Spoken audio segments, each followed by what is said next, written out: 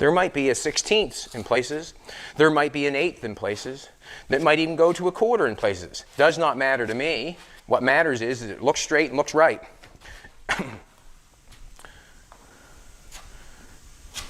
I've done the job where I've welded it up. I'm happy with the way it's welded up. I am happy with that. So I have no reason to be concerned. Everything's been welded solid. Nothing's been just spotted. Seams have been fiberglassed.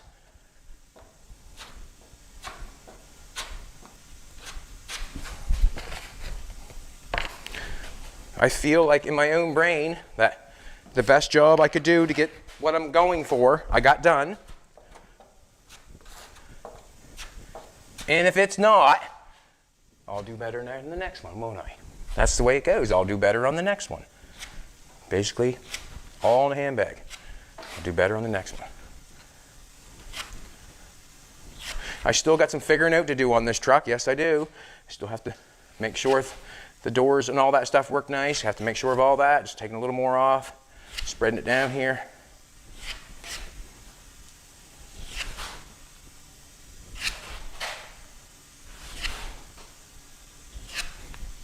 Don't want to take it all off because I need it, you know. And that's to make it the flood. I need it flooded. The whole truck needs to be flooded.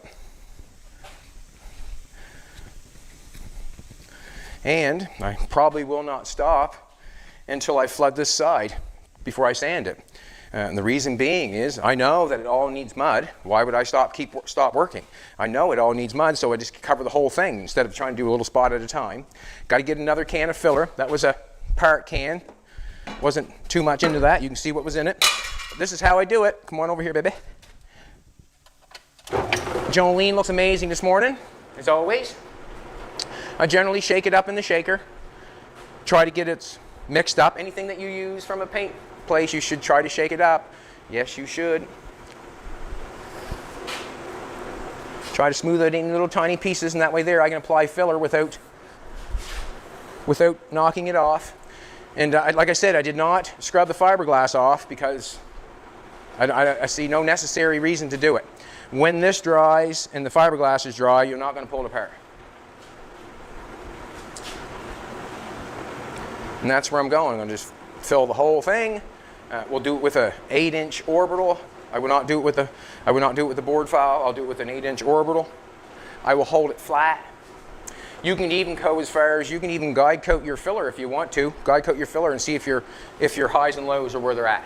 But generally, I can tell because you can tell where it's sanded and where it's not sanded. Where it's sanded, that means the filler's higher there than where it's not sanded. So what you do is you try to keep taking down where it's sanded till you get to the place where it's not sanded without hitting the metal, the ocean floor.